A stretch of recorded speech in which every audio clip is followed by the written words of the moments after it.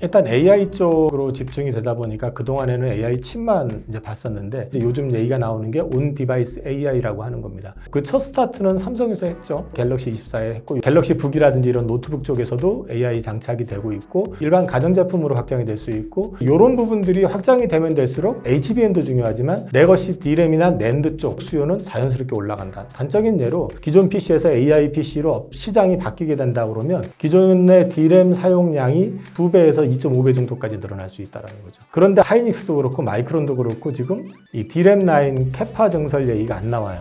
다 HBM에 지금 D램이나 낸드 쪽에 투자를 계속 했었던 데는 삼성전자밖에 없고 이 시장의 절대 강자는 누가 뭐래도 삼성전자고. 네, 안녕하십니까. 저는 하이투자증권에서 근무하고 있는 이영훈이라고 하고요. 업계 경력은 30년 됐습니다. 시장이 조금 어렵기는 한데, 그러니까 지수는 올라가는데 사실 수익 내기가 쉽지 않은 장이다 보니까 오늘 좀 생각하고 또 같이 좀 공유를 하면서 이런 것들을 통해 가지고 저도 물론이고 보시는 분들도 좀 도움이 됐으면 하는 시간이 됐으면 합니다. 삼성전자가 신고가를 경신하지 않을까 하는 기대가 높아지는 시점인데요. 삼성전자 주가가 이렇게 오르는 이유는 무엇인가요? 동네 바보형 취급을 받다가 이제 삼성전자에서 시장에서 놓쳤던 게 있습니다. 그게 바로 이제 레거시 쪽의 강자라는 사실이죠. 이 반도체 시장이 AI에 포커싱을 하다 보니까 오로지 우리나라에서는 HBM으로만 계속 이제 쳐다보게 돼 있었고 그 부분에 있어가지고는 글로벌 마켓 점유율이 지금 55% 정도 되는 그 하이닉스가 절대적이다 보니까 상대적으로 삼성전자에 대해서 좀 퀘스천을 가졌었고요. 또 한 가지는 사실 이제 엔비디아로 대변되는 그 AI 칩 시장에서의 절대 강자가 있는데 그 시장을 뚫지를 못했기 때문에 그런 것들이 계속해가지고 이제 주가에 대해서 부담으로 작용을 했었고 반대로 하이닉스는 재무적인 어떤 현금 흐름의 부담에도 불구하고 계속해가지고 올랐었던 부분들은 이제 선수금을 받아가면서 투자를 하면서 거기에 대응을 하다 보니까 HBM 시장에서 제일 잘하고 있고 그쪽 시장이 많이 성장을 하니까 하이닉스로 포커싱이 됐었는데 2분기 실적이 시장 가이던스는 8조 2천억 정도였고요.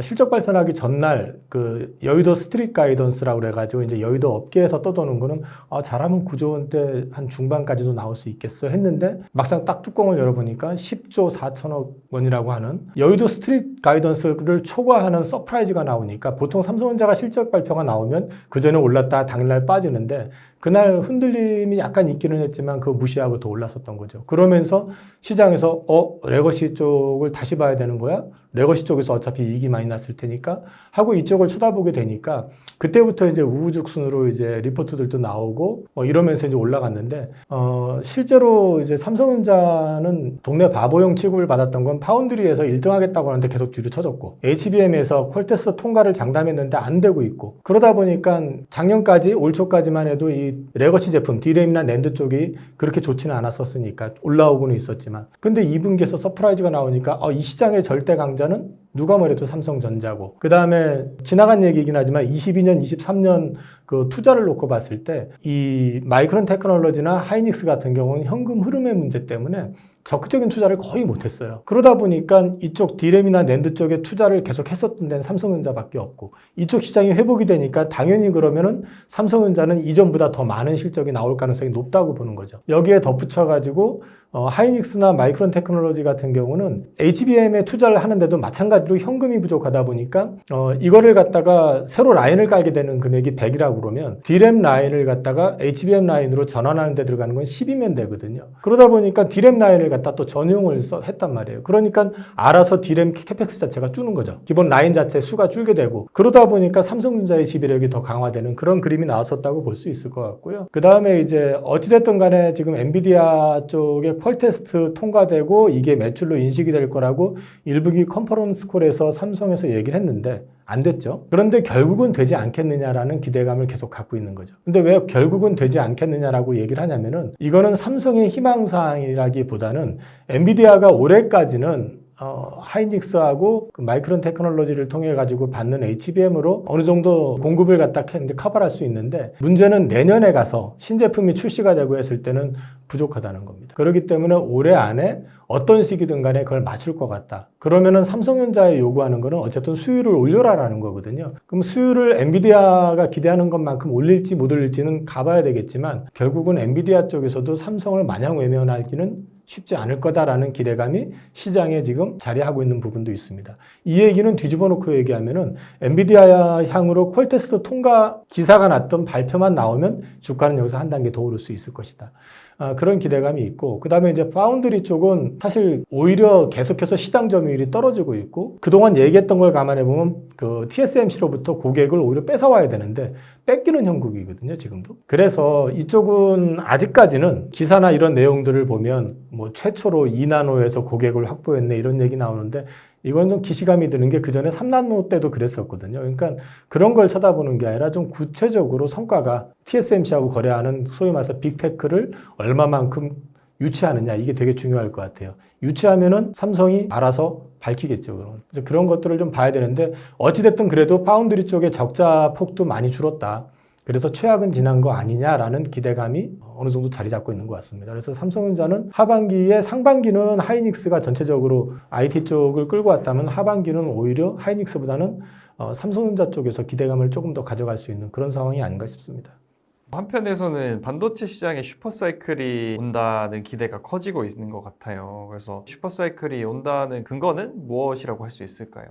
일단 AI 쪽으로 집중이 되다 보니까 그동안에는 AI 칩만 이제 봤었는데, 이게 조금 더 확산이 되기 시작하면은 투자만 해가지고 AI에서 성과가 안 나오면은 이게 IT 버블하고 똑같아질 수가 있거든요. 말 그대로 소비자들한테 팔고 수익이 나야지만 이게 더 이제 확장이 될 수가 있는데, 그걸 구체적으로 말씀을 드리면은 이제 요즘 얘기가 나오는 게 온 디바이스 AI라고 하는 겁니다. 소위 말해서 이제 소비자를 대상으로 물건을 팔 수 있는 게 나와야 되는데, 그 첫 스타트는 삼성에서 했죠. 스마트폰에서 AI를 장착한 거 갤럭시 24에 했고, 요번에도 아마 장착이 돼서 나올 거고, 그 다음에 이제 갤럭시 북이라든지 이런 노트북 쪽에서도 AI 장착이 되고 있고, 요쪽 관련해 가지고는 이제 그 컴퓨터를 만드는 회사들은 다 AI 관련된 PC를 이제 출시하겠다고 얘기를 하고 있는 상황이기 때문에, 그럼 이쪽 시장이 여기서 그치는 게 아니라 이거는 사실 확장을 더하게 되면 일반 가전제품으로 확장이 될 수 있고, 궁극적으로는 자동차로까지 이제 확장이 되는 거거든요. 그래서 이제 이런 부분들이 확장이 되면 될수록 결국은 AI 쪽에서 중요시하는 칩도 중요하지만은 HBM도 중요하지만 레거시 D램이나 낸드 쪽, 이쪽 수요는 자연스럽게 올라간다. 단적인 예로 AI PC 같은 경우가 이제 만약에 기존 PC에서 AI PC로 그 전체적으로 시장이 바뀌게 된다 그러면 기존의 D램 사용량이 2배에서 2.5배 정도까지 늘어날 수 있다는 거죠. 그러면은 사실 같은 PC 교체 주기가 도래해서 이 PC를 갖다 교환을 할 때 AI PC로 교환을 하게 된다 그러면 같은 대수를 팔아도 판매량 자체는 늘어나게 되는 거잖아요. 그런데 앞서 말씀을 드렸지만 이 D램 쪽의 투자 자체가 거의 없었기 때문에 이쪽 시장에서 쇼티지가 나올 수밖에 없다라는 거죠. 근데 지금 현 시점에서도 다들 쇼티지 얘기를 하고 있는데, 가만히 보시면 하이닉스도 그렇고 마이크론도 그렇고 지금 이 D램 라인 캐파 증설 얘기가 안 나와요. 다 HBM에 지금.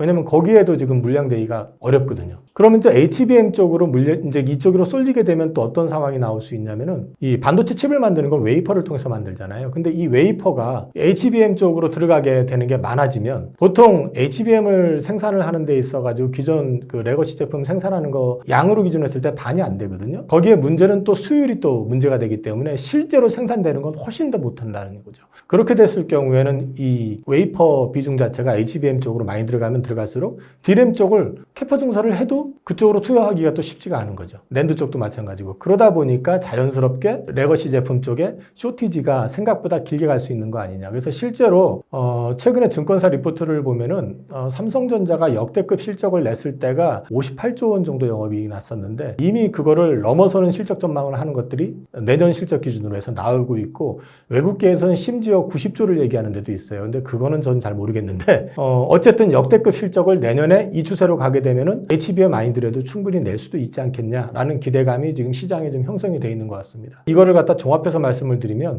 양의 증가가 아니라 이 쇼티지 때문에 가격의 상승에 의해 가지고 이런 부분들이 확장이 되고, 결국은 양도 늘어나게 될 거 아니에요, 판매량이. 그렇게 되니까 낸드도 그동안 감산했던 걸 갖다가 이제 원복을 다 시키는 그런 분위기잖아요. 그럼 원복이 된 상태에서 가격까지 올라간다 그러면 P와 Q가 동시에 올라가니까 이익은 더 급하게 올라갈 수 있다. 이런 기대감들이 지금 작용을 하고 있는 것 같고요. 근데 이제 한 가지 그 낸드 쪽을 보면은 일본의 그 낸드 업체, 거기가 지금 이제 감산했던 걸 다 원상 복구해가지고 이제 생산을 하겠다라고 얘기를 얘기를 하거든요. 그러면 당연히 삼성이나 또 하이닉스나 다 또 그렇게 할 거 아니에요. 그렇게 됐을 경우에도 가격적인 부분에서 유지가 될 것이냐, 이건 좀 지켜볼 필요가 있을 것 같아요. 근데 이제 일본 업체 같은 경우는 사실 다들 아시지만은 재무적으로 굉장히 어려운 상태에 있는 회사이기 때문에 거기는 사실 어떤 식이든 좋을 때 많이 생산을 해야 되는 입장인데, 그렇게 될 경우에 삼성이나 하이닉스가 그럼 마냥 넉넉고 걔네들 많이 팔아먹게 지켜볼 일은 없잖아요. 그러니까 이제 그런 것들이 나왔을 때 이제 키옥시아의 어떤 판매량의 증가를 유도했을 때 삼성이나 하이닉스, 마이크론 쪽에서 똑같이 나올 거기 때문에, 그럼에도 불구하고 가격이 안 밀리고 오히려 가격이 올라간다 그러면 내년에 생각 이상으로 낸드와 디램 쪽이 좋아질 수 있다. 그래서 시장에서는 이 부분에 대해서 기대감을 좀 갖고 있는 것 같습니다. 그 삼성전자가 HBM, 파운드리 모두 뒤처지고 있잖아요. 그래서 삼성전자의 HBM과 파운드리 전망은 어떠한지 궁금합니다. 참 사실 파운드리 쪽은 양치기 손짓을 계속 해왔어요. 몇 년간. TSMC 잡겠다. 이재용 부회장 당시에 일성으로 얘기했던 것도 TSMC를 따라잡겠다 했을 때 시장 점유율이 17%였고요. 지금은 한 12%. 그것도 뭐 10% 밑으로 떨어졌다 올라온 것 같은데. 그러니까 뭐 사실 보여준 게 없습니다. 이럴 때마다 또 삼성은 항상 얘기했었던 게 앞선 기술을 제시하면서 이제 우리 2나노 사상 업계에서 처음으로 시도한다. 그리고 2나노 고객을 확보했다. 그거 3나노 때도 똑같았었습니다. 결국 중요한 거는 수율이거든요. 안정성. 그리고 이 파운드리 같은 경우는 이게 첨단 기술이 중요한 게 아니라 믿고 맡길 수 있어야 돼요. 그러니까 수율이 되게 중요하거든요. 그런 부분에서 삼성이 좀 앞으로 보여줘야 될 부분들은 어떤 신기술을 갖다 먼저 도입했다 이게 아니라 수율의 안정성을 통해서 앞서도 말씀드렸지만 TSMC가 확보하고 있는 빅테크를 얼마만큼 뺏어올 수 있느냐, 이걸 보여줘야 된다. 근데 이제 뒤집어 놓고 얘기하면 그동안 뺏길 거 다 뺏긴 상태이기 때문에 더 뺏길 게 있을까? 그러면 이제 거꾸로 보면 제일 갈 때까지 간 상황이기 때문에 여기서는 다시 회복을 할 수 있는 어떤 전환점이 될 수도 있다라는 기대감은 가질 수 있다. 근데 아직은 삼성 측에서는 홍보에 더 어필을 많이 하는 느낌이다라는 말씀을 드리고 있고요. HBM 같은 경우는 이제 업계에서는 뭐 하이닉스 한 5년 정도 뒤쳐졌다라고 얘기를 해요. 수율도 지금 하이닉스는 뭐 80% 얘기를 하고 있고 80% 수율이면은 사실 이거 엄청난 거거든요. 근데 이제 문제는 아직까지 삼성은 엔비디아 향으로 퀄테스트 통과를 못했다라는 거죠. 그러면 지금 놓고 봤을 때는 사실 구체적으로 퀄테스트 통과를 통해서 우리도 납품할 수 있다라는 걸 보여줘야 될 것이고, 그 다음에 납품을 할 수 있을 때도 사실 그 제품이 어디에 들어가느냐가 중요해요. 그러니까 내년에 신제품에 채택이 되게 되면 이거는 뭐 바로 경쟁이 붙을 수 있는 거고, 이렇게 될 경우는 오히려 하이닉스가 흔들릴 수도 있어요. 근데 그게 아니라 이제 조금 처지는 구모델 뭐 이런 쪽으로 해서 이제 납품이 되는 수준이라고 그러면 아직까지는 좀 멀었다라고 봐야 될 거고, 납품 퀄테스트 통과 이슈로 분명히 주가는 된다고 하면 그걸로 오르긴 하겠지만 그것만 가지고 삼성전자가 다시 글로벌 넘버원이다라고 얘기하기는 조금 한계가 있을 것 같다. 그리고 이제 삼성에서 강조하고 있는 거는 HBM4에서는 하이브리드 본딩 기술을 채용을 해가지고 추격이 가능하다라고 얘기하지만 그거는 언제나 그랬듯이 가봐야지 하는 문제입니다. 그리고 실제로 하이브리드 본딩 기술이 아주 완성된 기술이라고 평가는 안 되고 있는 상황이기 때문에 그건 좀 나중 문제이기 때문에 지금 평가할 단계는 아닌 것 같고요. 둘 다 좋게 말씀을 드리면 기대감, 나쁘게 얘기하면 아직은 보여준 게 없다. 그렇게 말씀드릴 것 같습니다. 삼성전자 장기적인 성장성을 보고 이제 고점에 투자해서 오랜 기간 동안 고생하신 분들이 많을 것 같아요. 또 이번에 새로이 삼성전자에 투자해 볼까 고민하시는 분들도 많은데 삼성전자 투자 어떻게 접근하면 좋을까요? 하방 리스크는 제한적이라고 저는 생각을 하고요. 대신에 삼성전자 투자할 때는 좀 인내가 필요합니다. 지금까지 투자하신 분들도 다 인내하셨던 거고요.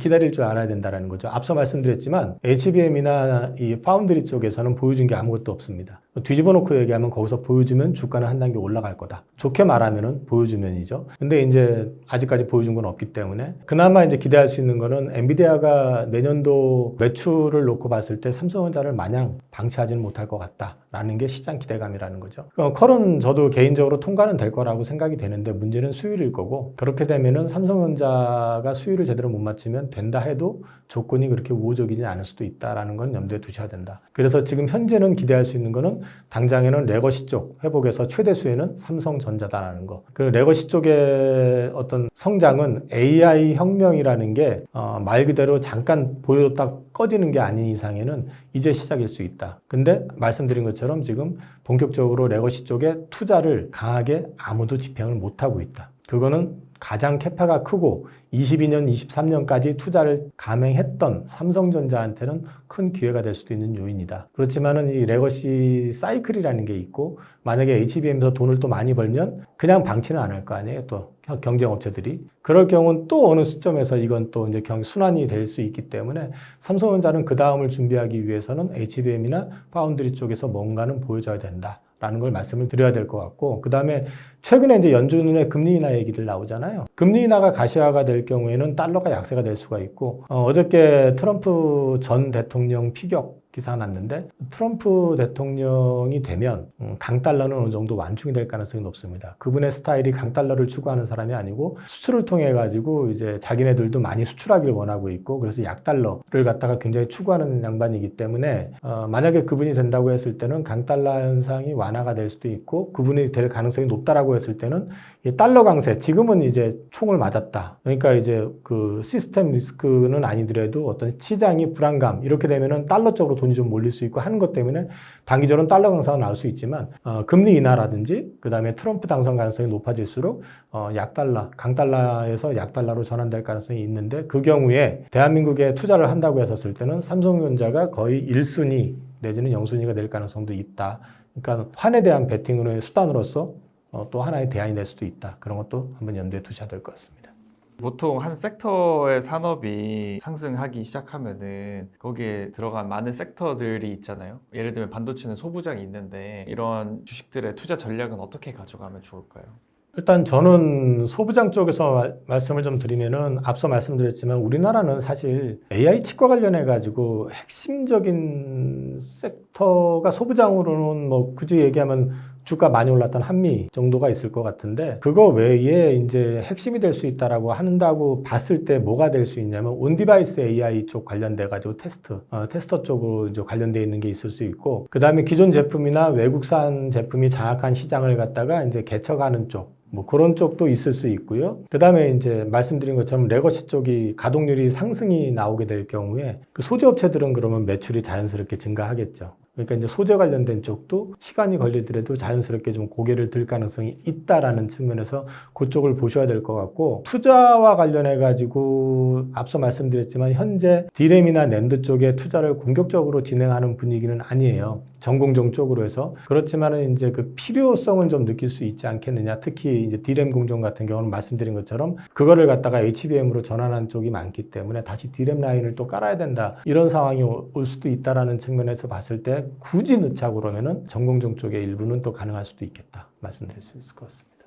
그래서 이번 상승 사이클에서 이런 기회를 잡으려면 어떤 준비가 필요할까요? 이미 큰 폭이 지금 이루어진 상태잖아요. 그러면 지금부터 상승이라고 그러면 개인적으로는 AI 칩도 저는 더 상승할 수 있다고 봐요. 엔비디아도 지금의 어떤 상승의 기울기보다는 완만해질 것 같기는 한데 그래도 추가 상승은 가능할 거라고 보지만, 개인적으로는 AI 칩과 관련된 쪽에 그동안 집중했었다 그러면 이제는 앞서 말씀드린 것처럼 레거시 쪽을 좀 보는 것도 괜찮지 않을까. 그리고 레거시 쪽을 본다고 했었을 때는 여전히 뭐 삼성전자가 다른 업체들 대비해 가지고는 좀 하방 리스크도 제한되면서 유리할 수 있다. 그리고 이 소부장 쪽에서는 앞서 말씀드린 그런 쪽 섹터 한번 관심 보실 필요도 있다. 말씀드릴 수 있을 것 같습니다.